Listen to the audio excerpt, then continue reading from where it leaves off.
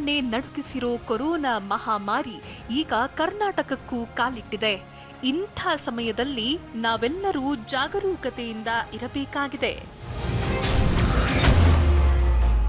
ನಿರಂತರವಾಗಿ ಮೂಗು ಸೋರುವುದು, ತಲೆನೋವು ಕಾಣಿಸಿಕೊಳ್ಳುವುದು, ಕೆಮ್ಮು, ಜ್ವರ ಬರುವುದು, ಗಂಟಲು ನೋವು ಉಲ್ಬಣವಾಗುವುದು, ಉಸಿರಾಟದ ತೊಂದರೆ ಕಂಡುಬರುವುದು ಕೊರೋನಾ ರೋಗಲಕ್ಷಣ.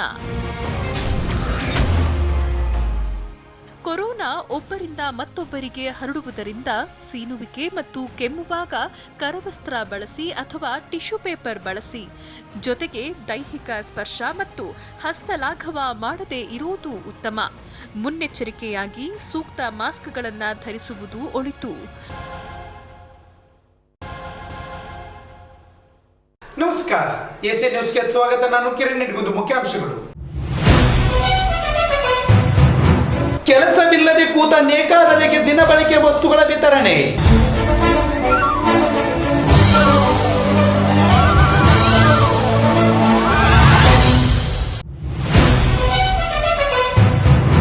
ಕೋವಿಡ್-19 RBI ತೀರಾ ಹತ್ತಿರದಿಂದ ಸೂಕ್ಷ್ಮವಾಗಿ ಪರಿಶೀಲಿಸುತ್ತಿದೆ.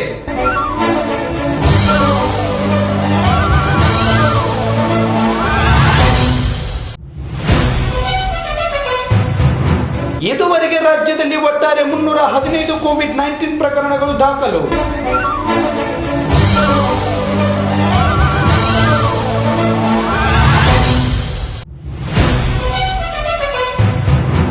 G20 ರಾಷ್ಟ್ರಗಳ ಹಣಕಾಸು ಸಚಿವರು ಪ್ರಮುಖ ಪಾತ್ರ ವಹಿಸಬೇಕು.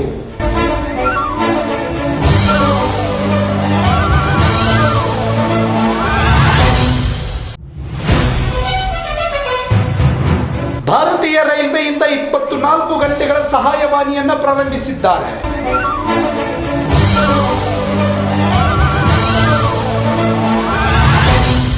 ವಾರ್ತೆಗಳ ವಿವರ. ಕೊರೋನಾ ವೈರಸ್ ಹರಡುವಿಕೆ ಹಿನ್ನೆಲೆಯಲ್ಲಿ ಭಾರತ ಲಾಕ್ಡೌನ್ ಮಾಡಲಾಗಿದೆ. ಇದರಿಂದ ಕೆಲ ಕೂಲಿ ಕಾರ್ಮಿಕರಿಗೆ ತೊಂದರೆಯಾಗಿದೆ. ಇದರ ಪೈಕಿ ಗಜೇಂದ್ರಗಢದ ನೇಕಾರರಿಗೆ ನೇಕಾರ ಸಂಘದ ವತಿಯಿಂದ ದಿನಸಿ ವಸ್ತುಗಳನ್ನು ವಿತರಿಸಲಾಯಿತು.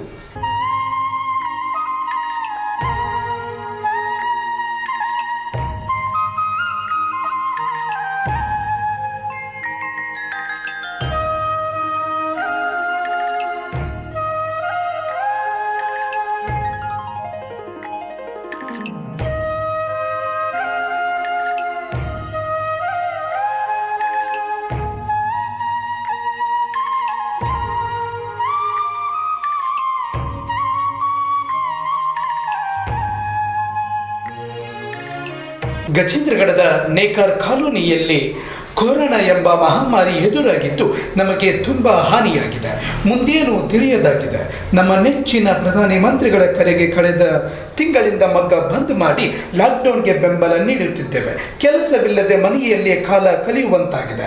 ತುಂಬ ಆರ್ಥಿಕ ತೊಂದರೆ ಎದುರಿಸುತ್ತಿದ್ದೇವೆ. ದಿನ ದಿನ ದುಡಿದರೆ ಮಾತ್ರ ನಮಗೆ ಹೊಟ್ಟೆಗೆ ಹಿಟ್ಟು ಸಿಗೋದು.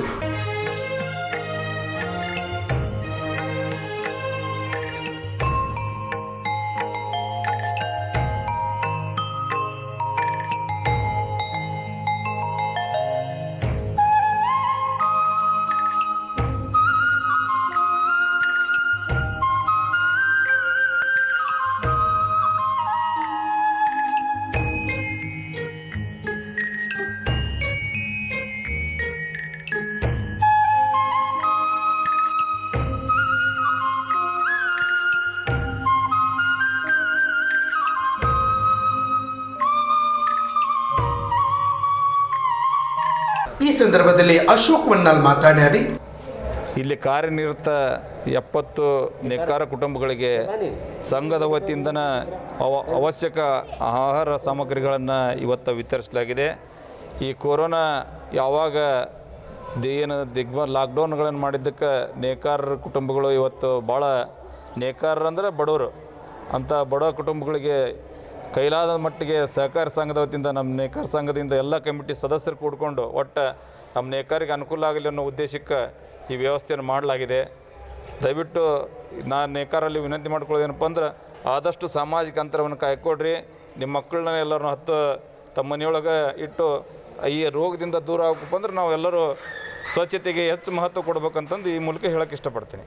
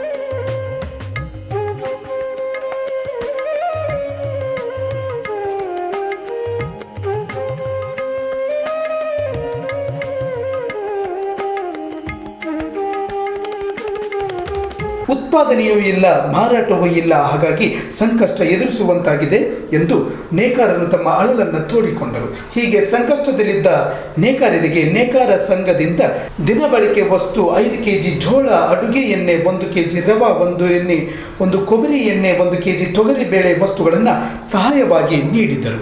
ಕೊಟ್ರೇಶ್ ಚಿಲ್ಕ ಮಾತನಾಡಿ, ನಮ್ಮ ಗಜೇಂದ್ರಗಡ ಸಹಕಾರಿ ಸಂಘದಲ್ಲಿ 70 ಕುಟುಂಬಗಳು ಇವತ್ತು ನೇಕಾರಿಕೆ ವೃತ್ತಿಯನ್ನು ನಂಬಿ ಇವತ್ತು ದುಡಿಮೆಯನ್ನು ಸಾಗಿಸ್ತಾ ಇದ್ದಾರೆ.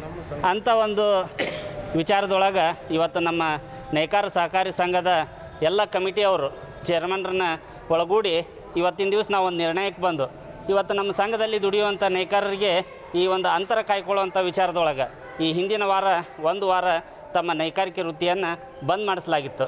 ಇವತ್ತಿನ ದಿವಸ ಅವರು ಮುಂಜಾನೆಯಿಂದ ಸಾಯಂಕಾಲ ತನಕ ದುಡಿದ್ರೂ ಸಹಿತ ಒಟ್ಟಿ ನಡೆಯುವಂಥ ಸ್ಥಿತಿ ಗಂಭೀರ ಐತಿ. ಅಂಥ ವಿಚಾರದೊಳಗೆ ಈ ಲಾಕ್ಡೌನ್ ವ್ಯವಸ್ಥೆ ಬಂದು ಬಹಳ ಅವರಿಗೆ ತೊಂದರೆ ಆಗಿತ್ತು. ಅದಕ್ಕೆ ನಮ್ಮ ಸಂಘದಿಂದ ಕೈಲಾದಂಥ ಒಂದು ಅಲ್ಪ ಸಹಾಯವನ್ನು ಮಾಡೋಣ ಅಂತೇಳಿ ಆರೋಗ್ಯ ಈ ಒಂದು ಕಿಟ್ಟನ್ನು ವಿತರಣೆ ಮಾಡೀವಿ. ಇವತ್ತು ಈ ಆಹಾರ ಕಿಟ್ಟನ್ನು ವಿತರಣೆ ಮಾಡೀವಿ. ಈ ಆರೋಗ್ಯ ಕಿಟ್ಟನ್ನು ತಮ್ಮ ಎಲ್ಲ ನೇಕಾರರುಗಳು ಏನು ಇವತ್ತು ಪಡೆದಿರಿ, ಇದು ಕೇವಲ ತಮ್ಮ ಹೊಟ್ಟೆ ತುಂಬೋದಿಲ್ಲ, ಅದಕ್ಕೆ ತಮ್ಮ ಅಂತರವನ್ನು ಕಾಯ್ಕೊಂಡು ತಮ್ಮ ದುಡಿಮೆಯಲ್ಲಿ ಆದಷ್ಟು ಜಾಗೃತಿ ವಹಿಸಿ ತಮ್ಮ ದುಡಿಮೆಯನ್ನು ಮಾಡಬೇಕು, ಆದಷ್ಟು ಅಂತರವನ್ನು ಕಾಯ್ಕೋಬೇಕಂತೇಳಿ ನಮ್ಮ ಸಂಘದ ವತಿಯಿಂದ ನಾನು ನೇಕಾರರಲ್ಲಿ ವಿನಂತಿ ಮಾಡ್ಕೊಳ್ತೀನಿ. ಕೊರೋನಾ ವೈರಸ್ ಸೃಷ್ಟಿಸಿರುವ ಪ್ರಸಕ್ತದ ಸನ್ನಿವೇಶವನ್ನು ಭಾರತೀಯ ರಿಸರ್ವ್ ಬ್ಯಾಂಕ್ RBI ತೀರಾ ಹತ್ತಿರದಿಂದ ಸೂಕ್ಷ್ಮವಾಗಿ ಪರಿಶೀಲಿಸುತ್ತಿದೆ ಎಂದು RBI ಗವರ್ನರ್ ಶಕ್ತಿಕಾಂತ್ ದಾಸ್ ತಿಳಿಸಿದ್ದಾರೆ. ವಿಶ್ವವ್ಯಾಪಿ ಆವರಿಸಿರುವ ಕೋವಿಡ್-19ನಿಂದಾಗಿ ಜಗತ್ತಿನ ಆರ್ಥಿಕ ಸ್ಥಿತಿಗತಿಯ ಮೇಲೆ ಗಂಭೀರ ಪರಿಣಾಮ ಬೀರಿದೆ. ವಿಶ್ವದ ಆರ್ಥಿಕತೆ $9 ಟ್ರಿಲಿಯನ್ ನಷ್ಟು ಕುಸಿತಗೊಂಡಿದೆ. ಭಾರತದ ಆರ್ಥಿಕ ಪ್ರಗತಿ ದರ ಪ್ರಸ್ತುತ ಶೇಕಡಾ 1.9ರಷ್ಟಿದೆ. ಬೇರೆ ದೇಶಗಳಿಗೆ ಹೋಲಿಸಿದರೆ ಭಾರತದ ಆರ್ಥಿಕ ಸ್ಥಿತಿ ಉತ್ತಮವಾಗಿದೆ ಎಂದು ಹೇಳಿದರು. ಉತ್ಪಾದನೆ, ಉದ್ಯೋಗ, MSME ವಲಯದ ಮೇಲೆ ಕೋವಿಡ್-19 ಗಂಭೀರ ಪರಿಣಾಮ ಬೀರಿದ್ದು ಜಾಗತಿಕವಾಗಿ ಈ ಕ್ಷೇತ್ರಗಳಲ್ಲಿ ಭಾರಿ ಕುಸಿತ ಉಂಟಾಗಿದೆ. 2020ನೇ ಸಾಲಿನಲ್ಲಿ ವಿಶ್ವದ ವ್ಯವಹಾರದಲ್ಲಿ 13ರಿಂದ ಶೇಕಡಾ 32ಕ್ಕೆ ಕುಸಿಯುವ ಸಾಧ್ಯತೆ ಇದೆ ಎಂದರು. ಅಂತಾರಾಷ್ಟ್ರೀಯ ಹಣಕಾಸು ನಿಧಿ IMF ಅಂದಾಜು ಪ್ರಕಾರ 2021-2022ನೇ ಸಾಲಿನಲ್ಲಿ ದೇಶದ ಆರ್ಥಿಕ ಪ್ರಗತಿಯಲ್ಲಿ ಶೇಕಡಾ 7.4ರಷ್ಟು ವೃದ್ಧಿಯಾಗುವ ನಿರೀಕ್ಷೆ ಇದೆ ಎಂದು ತಿಳಿಸಿದ ಶಕ್ತಿಕಾಂತ್ ದಾಸ್, ಬ್ಯಾಂಕಿಂಗ್ ವ್ಯವಸ್ಥೆ ಸದೃಢಗೊಳಿಸಲು 50,000 ಕೋಟಿ ರೂಪಾಯಿ ಹಣಕಾಸಿನ ನೆರವು ನೀಡಲಾಗುತ್ತಿದೆ. In 2020, global economy is expected to plunge into the worst recession since the Great Depression, far worse than what had happened during the global financial crisis. The IMF's economic counselor has named it. ನಬಾರ್ಡ್ಗೆ 25,000 ಕೋಟಿ ರೂಪಾಯಿ, ಸಣ್ಣ ಕೈಗಾರಿಕೆಗಳ ಅಭಿವೃದ್ಧಿ ಮಂಡಳಿಗೆ 15,000 ಕೋಟಿ ಹಾಗೂ national housing ಬ್ಯಾಂಕ್ಗೆ 10,000 ಕೋಟಿ ರೂಪಾಯಿ ನೀಡಲಾಗುತ್ತಿದೆ ಎಂದು ಹೇಳಿದರು. ಬ್ಯಾಂಕಿಂಗ್ ಕ್ಷೇತ್ರದಲ್ಲಿ ಸಮರ್ಪಕವಾಗಿ ಹಣದ ಹರಿವು ಕಾಪಾಡಿಕೊಳ್ಳಲಾಗಿದ್ದು ಯಾವುದೇ ಬ್ಯಾಂಕ್ಗಳಲ್ಲಿ ಹಣದ ಕೊರತೆ ಇಲ್ಲ. ರಿಸರ್ವ್ ರೆಪೋ ದರದಲ್ಲಿ ಶೇಕಡಾ 3.75ಕ್ಕೆ ಕಡಿತವಾಗಿದೆ ಎಂದು ತಿಳಿಸಿದ ಶಕ್ತಿಕಾಂತ್ ದಾಸ್, ದೇಶದಲ್ಲಿ ಅಗತ್ಯ ಪ್ರಮಾಣದ ದಿನಸಿ ದಾಸ್ತಾನಿದ್ದು ಯಾವುದೇ ರೀತಿಯ ಸಮಸ್ಯೆಯಾಗದು ಎಂದು ಹೇಳಿದರು.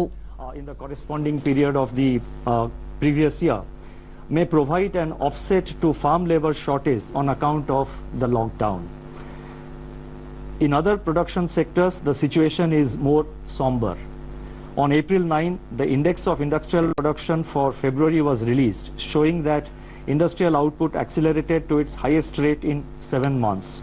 The impact of COVID-19 is not yet captured in these prints. So therefore, there is no reason to get misled by the IIP data which was released up to February, because the impact of COVID-19 comes thereafter. ಇದುವರೆಗೆ ರಾಜ್ಯದಲ್ಲಿ ಒಟ್ಟಾರೆ 315 COVID-19 ಪ್ರಕರಣಗಳು ದಾಖಲಾಗಿದೆ ಎಂದು ಮುಖ್ಯಮಂತ್ರಿ BS ಯಡಿಯೂರಪ್ಪನವರು ತಿಳಿಸಿದ್ದಾರೆ. ಈವರೆಗೆ ಸೋಂಕಿನಿಂದ 13 ಜನ ಮೃತಪಟ್ಟಿದ್ದಾರೆ, 82 ಮಂದಿ ಗುಣಮುಖರಾಗಿದ್ದಾರೆ ಎಂದು ಟ್ವೀಟ್ ಮೂಲಕ ಮಾಹಿತಿ ಹಂಚಿಕೊಂಡಿದ್ದಾರೆ.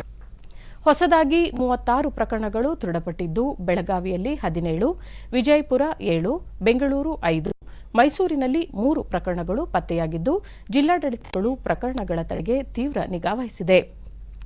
ಸೋಂಕು ನಿಯಂತ್ರಣಕ್ಕೆ ರಾಜ್ಯ ಸರ್ಕಾರ ಮೊಬೈಲ್ ಲ್ಯಾಬ್, ಫೀವರ್ ಕ್ಲಿನಿಕ್ ಸೇರಿ ಹಲವು ಕ್ರಮಗಳನ್ನು ಕೈಗೊಂಡಿದೆ. ರಂಜಾನ್ ಆಚರಣೆ ಸಮಯದಲ್ಲಿ ಸೋಂಕು ನಿಯಂತ್ರಣ ಗಮನದಲ್ಲಿರಿಸಿಕೊಂಡು ಮಾರ್ಗಸೂಚಿ ಹೊರಡಿಸಿದೆ. ಈಗ ಏಷ್ಯನ್ ನ್ಯೂಸ್ ವಿರಾಮ. ವೈರಸ್ ಹಬ್ಬೋದು ಹೇಗೆ? ಇನ್ನು ಈ ಕೊರೋನಾ ಹಬ್ಬೋದು ಹೇಗೆ ಅಂತ ನೋಡೋದಾದ್ರೆ ಸಾಮಾನ್ಯವಾಗಿ ಕೊರೋನಾ ವೈರಸ್ ಒಬ್ಬ ಮನುಷ್ಯನಿಂದ ಮತ್ತೊಬ್ಬನಿಗೆ ಹಬ್ಬುತ್ತೆ. ಸೀನು ಮತ್ತು ಕೆಮ್ಮಿನ ಗಾಳಿಯಿಂದಲೂ ಹಬ್ಬುತ್ತೆ. ತುಂಬಾ ಹತ್ರ ದೈಹಿಕ ಸಂಪರ್ಕದಿಂದ, ಉದಾಹರಣೆಗೆ ಸ್ಪರ್ಶ ಮತ್ತು ಹಸ್ತಲಾಘವ ಜೊತೆಗೆ ವೈರಸ್ ಇರುವ ವಸ್ತುವನ್ನ ಮುಟ್ಟೋದು. ಇದರ ಬಳಿಕ ಬಾಯಿ, ಮೂಗು ಅಥವಾ ಕಣ್ಣುಗಳನ್ನ ಕೈ ತೊಳೆಯದೆ ಮುಟ್ಟಿದ್ರೆ ಅಪರೂಪದಲ್ಲಿ ಮಲದ ಮೂಲಕ ಮತ್ತು ಸೋಂಕಿರುವ ಪ್ರಾಣಿಗಳಿಂದ ಹಬ್ಬುತ್ತೆ ಈ ಕೊರೋನಾ.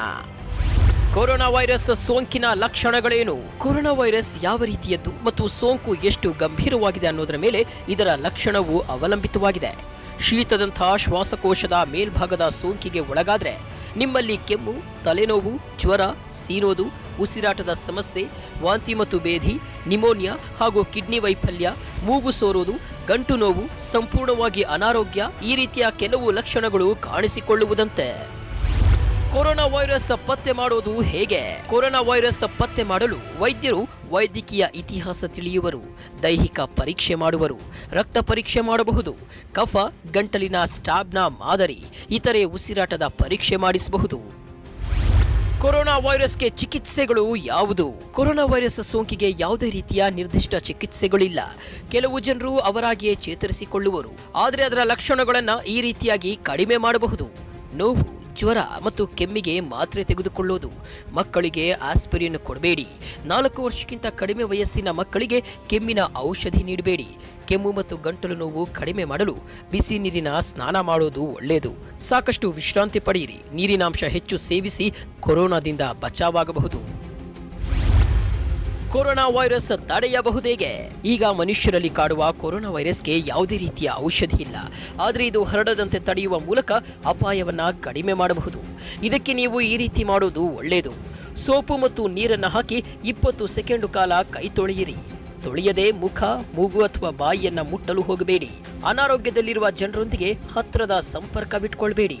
ಪದೇ ಪದೇ ಮುಟ್ಟುತ್ತಲಿರುವ ಜಾಗವನ್ನ ಆಗಾಗ ಚೆನ್ನಾಗಿ ಸ್ವಚ್ಛ ಮಾಡಿಟ್ಟುಕೊಳ್ಳಿ. ಕೆಮ್ಮು ಮತ್ತು ಸೀನು ಬಂದ ವೇಳೆ ಟಿಶ್ಯೂ ಅಡ್ಡ ಹಿಡೀರಿ. ಇದರ ಬಳಿಕ ಟಿಶ್ಯೂ ಬಿಸಾಕಿ ಕೈಗಳನ್ನ ತೊಳೆಯಿರಿ.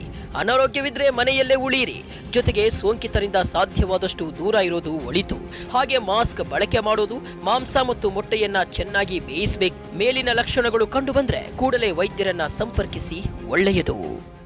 ವಿರಾಮದ ನಂತರ ಮತ್ತೆ ವಾರ್ತೆಗಳಿಗೆ ಸ್ವಾಗತ. ಕೋವಿಡ್-19 ಹಿನ್ನೆಲೆಯಲ್ಲಿ ಆರ್ಥಿಕ ಸ್ಥಿರತೆಯನ್ನ ಸುಸ್ಥಿರ ರೀತಿಯಲ್ಲಿ ಕಾಪಾಡಿಕೊಂಡು ಜನರ ಜೀವನ ಮತ್ತು ಜೀವನೋಪಾಯವನ್ನ ಸಂರಕ್ಷಿಸಲು G20 ರಾಷ್ಟ್ರಗಳ ಹಣಕಾಸು ಸಚಿವರು ಮತ್ತು ಕೇಂದ್ರೀಯ ಬ್ಯಾಂಕುಗಳ ಗವರ್ನರ್ಗಳು ಪ್ರಮುಖ ಪಾತ್ರ ವಹಿಸಬೇಕೆಂದು ಭಾರತ ಪ್ರತಿಪಾದಿಸಿದೆ. G20 ಒಕ್ಕೂಟದ ಹಣಕಾಸು ಸಚಿವರು ಮತ್ತು ಕೇಂದ್ರೀಯ ಬ್ಯಾಂಕ್ ಗವರ್ನರ್ಗಳ ಸಭೆಯ 2ನೇ ಅಧಿವೇಶನದಲ್ಲಿ ಪಾಲ್ಗೊಂಡು ಮಾತನಾಡಿದ ಹಣಕಾಸು ಸಚಿವೆ ನಿರ್ಮಲಾ ಸೀತಾರಾಮನ್, ಬಡ ದುರ್ಬಲ ವರ್ಗಗಳಿಗೆ ತ್ವರಿತ, ಸಮಯೋಚಿತ ಮತ್ತು ಉದ್ದೇಶಿತ ನೆರವು ಒದಗಿಸಲು ಭಾರತ ಸರ್ಕಾರ ಅನೇಕ ಕ್ರಮಗಳನ್ನು ಜಾರಿಗೊಳಿಸಿದೆ. 1-2 ವಾರಗಳಲ್ಲಿ ಇದುವರೆಗೆ $320 ದಶಲಕ್ಷಕ್ಕೂ ಹೆಚ್ಚು ಜನರಿಗೆ $3.9 ಶತಕೋಟಿ ಹಣಕಾಸಿನ ನೆರವು ನೀಡಿದೆ ಎಂದು ಹೇಳಿದರು. ಫಲಾನುಭವಿಗಳ ಬ್ಯಾಂಕ್ ಖಾತೆಗಳಿಗೆ ನೇರವಾಗಿ ಹಣ ವರ್ಗಾವಣೆ ಮಾಡಲಾಗುತ್ತಿದೆ. ಇದರಿಂದಾಗಿ ಸಾರ್ವಜನಿಕ ಸ್ಥಳಗಳಲ್ಲಿ ಜನ ಗುಂಪು ಸೇರುವುದು ಕಡಿಮೆಯಾಗಿದೆ. ಹಣಕಾಸು ಒಳಗೊಳ್ಳುವಿಕೆಯ ಕ್ರಮಗಳು ಫಲಿತಾಂಶ ನೀಡಲಾರಂಭಿಸಿವೆ. ಕೇಂದ್ರ ಸರ್ಕಾರ, ರಿಸರ್ವ್ ಬ್ಯಾಂಕ್ ಮತ್ತು ಇತರ ನಿಯಂತ್ರಕ ಸಂಸ್ಥೆಗಳು ತೆಗೆದುಕೊಂಡ ವಿತ್ತೀಯ ಕ್ರಮಗಳಿಂದ ಹಣಕಾಸು ಮಾರುಕಟ್ಟೆಗಳು ಮುಕ್ತವಾಗಿರುವುದಲ್ಲದೆ ಸಾಲ ಹರಿವು ಹೆಚ್ಚಾಗಿದೆ ಎಂದು ನಿರ್ಮಲಾ ಸೀತಾರಾಮನ್ ಹೇಳಿದ್ದಾರೆ. ದೇಶದಲ್ಲಿ 325 ಜಿಲ್ಲೆಗಳು ಸೋಂಕಿನಿಂದ ಸಂಪೂರ್ಣ ಮುಕ್ತವಾಗಿವೆ. ಇದರಲ್ಲಿ ರಾಜ್ಯದ ಕೊಡಗು, ಉಡುಪಿ, ಬಳ್ಳಾರಿ ಜಿಲ್ಲೆಗಳು ಸೇರಿವೆ. ಈ ಜಿಲ್ಲೆಗಳಲ್ಲಿ ತೆಗೆದುಕೊಂಡಿರುವ ಕ್ರಮಗಳ ಕುರಿತು ಪರಿಶೀಲಿಸಿ ಇತರ ಜಿಲ್ಲೆಗಳಲ್ಲೂ ಈ ಕ್ರಮಗಳನ್ನು ಜಾರಿಗೆ ತರಲಾಗುವುದು ಎಂದು ಆರೋಗ್ಯ ಮತ್ತು ಕುಟುಂಬ ಕಲ್ಯಾಣ ಸಚಿವಾಲಯದ ಜಂಟಿ ಕಾರ್ಯದರ್ಶಿ ಲವ ಅಗರ್ವಾಲ್ ತಿಳಿಸಿದ್ದಾರೆ. ಕೇಂದ್ರ ಆರೋಗ್ಯ ಸಚಿವರು ನಿನ್ನೆ ವಿಶ್ವ ಆರೋಗ್ಯ ಸಂಸ್ಥೆಯ ವೈದ್ಯರೊಂದಿಗೆ ಸಮಾಲೋಚನೆ ಸಭೆ ನಡೆಸಿದ್ದಾರೆ. ಕೋವಿಡ್-19 ನಿಯಂತ್ರಣಕ್ಕೆ ಪೋಲಿಯೋ ನಿರ್ಮೂಲನೆಗೆ ಬಳಸಿಕೊಂಡ ವೈದ್ಯಕೀಯ ಜಾಲವನ್ನು ಬಳಸಿಕೊಳ್ಳುವ ಕುರಿತು ಕಾರ್ಯಯೋಜನೆ ರೂಪಿಸಲು ಸೂಚಿಸಿದ್ದಕ್ಕಾಗಿ ಅವರು ತಿಳಿಸಿದರು.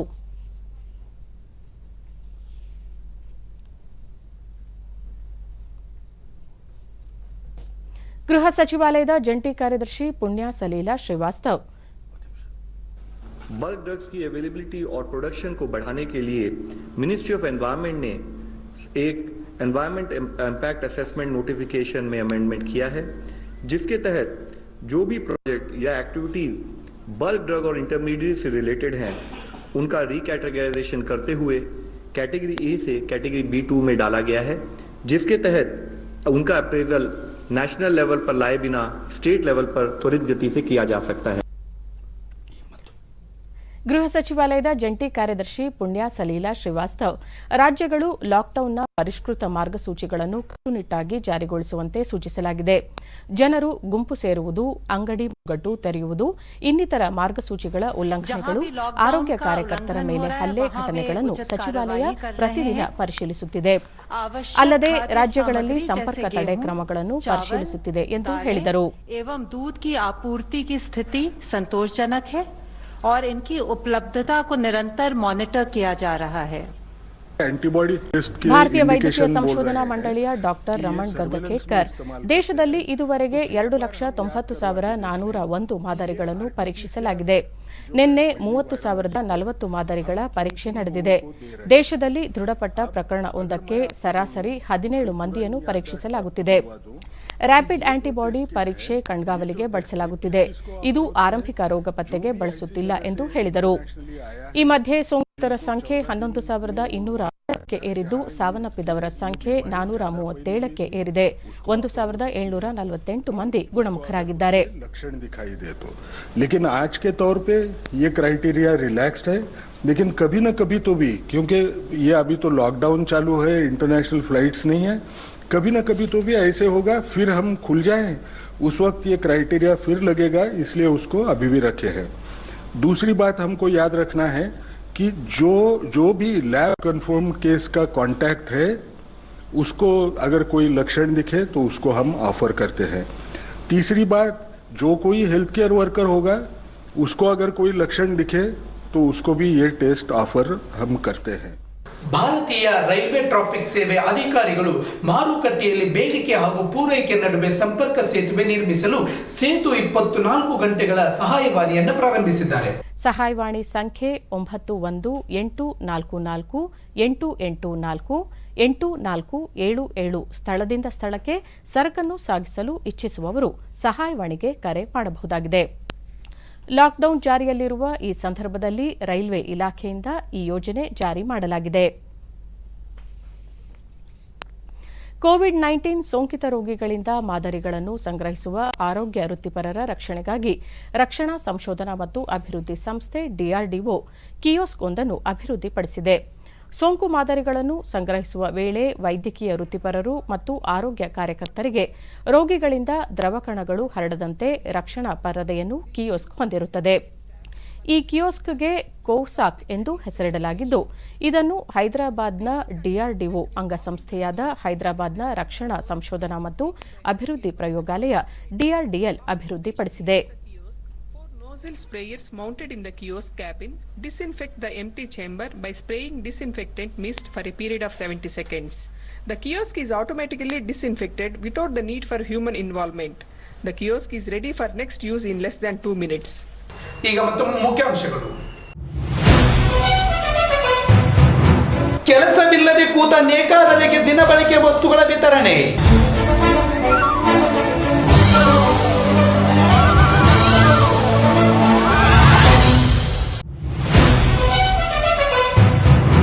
ಕೋವಿಡ್-19 ಆರ್ಬಿಐ ತೀರಾ ಹತ್ತಿರದಿಂದ ಸೂಕ್ಷ್ಮವಾಗಿ ಪರಿಶೀಲಿಸುತ್ತಿದೆ.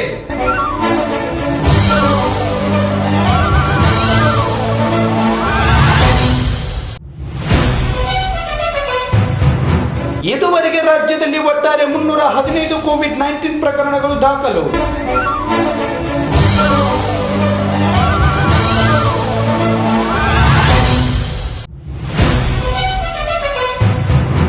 G20 ರಾಷ್ಟ್ರಗಳ ಹಣಕಾಸು ಸಚಿವರು ಪ್ರಮುಖ ಪಾತ್ರ ವಹಿಸಬೇಕು.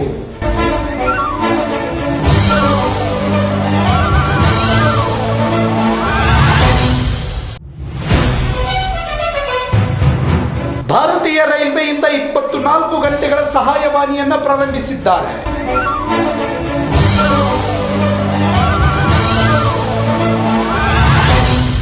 ಇವೆಷ್ಟಿಂದಿನ ಸುದ್ದಿಗಳು. ವಾರ್ತೆಗಾಗಿ ವೀಕ್ಷಿಸಿ ಎಸಿಎನ್ ನ್ಯೂಸ್. ವಂದನೆಗಳು. ವೈರಸ್ ಹಬ್ಬೋದು ಹೇಗೆ? ಇನ್ನು ಈ ಕೊರೋನಾ ಹಬ್ಬೋದು ಹೇಗೆ ಅಂತ ನೋಡೋದಾದ್ರೆ, ಸಾಮಾನ್ಯವಾಗಿ ಕೊರೋನಾ ವೈರಸ್ ಒಬ್ಬ ಮನುಷ್ಯನಿಂದ ಮತ್ತೊಬ್ಬನಿಗೆ ಹಬ್ಬುತ್ತೆ. ಸೀನು ಮತ್ತು ಕೆಮ್ಮಿನ ಗಾಳಿಯಿಂದಲೂ ಹಬ್ಬುತ್ತೆ. ತುಂಬಾ ಹತ್ರ ದೈಹಿಕ ಸಂಪರ್ಕದಿಂದ. ಉದಾಹರಣೆಗೆ ಸ್ಪರ್ಶ ಮತ್ತು ಹಸ್ತಲಾಘವ ಜೊತೆಗೆ ವೈರಸ್ ಇರುವ ವಸ್ತುವನ್ನ ಮುಟ್ಟೋದು. ಇದರ ಬಳಿಕ ಬಾಯಿ, ಮೂಗು ಅಥವಾ ಕಣ್ಣುಗಳನ್ನ ಕೈ ತೊಳೆಯದೆ ಮುಟ್ಟಿದ್ರೆ ಅಪರೂಪದಲ್ಲಿ ಮಲದ ಮೂಲಕ ಮತ್ತು ಸೋಂಕಿರುವ ಪ್ರಾಣಿಗಳಿಂದ ಹಬ್ಬುತ್ತೆ ಈ ಕೊರೋನಾ. ಕೊರೋನಾ ವೈರಸ್ ಸೋಂಕಿನ ಲಕ್ಷಣಗಳೇನು? ಕೊರೋನಾ ವೈರಸ್ ಯಾವ ರೀತಿಯದ್ದು ಮತ್ತು ಸೋಂಕು ಎಷ್ಟು ಗಂಭೀರವಾಗಿದೆ ಅನ್ನೋದರ ಮೇಲೆ ಇದರ ಲಕ್ಷಣವು ಅವಲಂಬಿತವಾಗಿದೆ. ಶೀತದಂತಹ ಶ್ವಾಸಕೋಶದ ಮೇಲ್ಭಾಗದ ಸೋಂಕಿಗೆ ಒಳಗಾದ್ರೆ ನಿಮ್ಮಲ್ಲಿ ಕೆಮ್ಮು, ತಲೆನೋವು, ಜ್ವರ, ಸೀನೋದು, ಉಸಿರಾಟದ ಸಮಸ್ಯೆ, ವಾಂತಿ ಮತ್ತು ಬೇಧಿ, ನಿಮೋನಿಯಾ ಹಾಗೂ ಕಿಡ್ನಿ ವೈಫಲ್ಯ, ಮೂಗು ಸೋರೋದು, ಗಂಟು ನೋವು, ಸಂಪೂರ್ಣವಾಗಿ ಅನಾರೋಗ್ಯ ಈ ರೀತಿಯ ಕೆಲವು ಲಕ್ಷಣಗಳು ಕಾಣಿಸಿಕೊಳ್ಳುವುದಂತೆ. ಕೊರೋನಾ ವೈರಸ್ ಪತ್ತೆ ಮಾಡೋದು ಹೇಗೆ?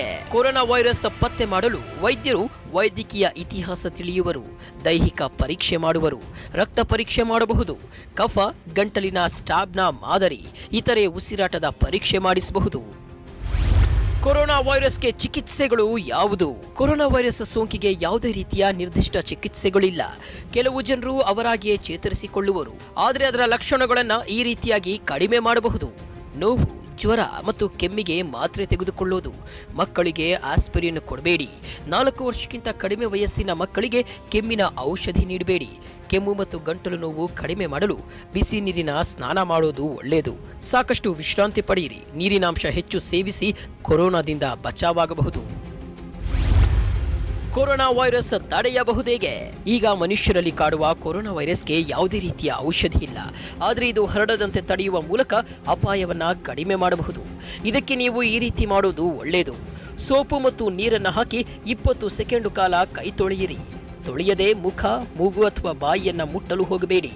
ಅನಾರೋಗ್ಯದಲ್ಲಿರುವ ಜನರೊಂದಿಗೆ ಹತ್ತಿರದ ಸಂಪರ್ಕವಿಟ್ಕೊಳ್ಬೇಡಿ.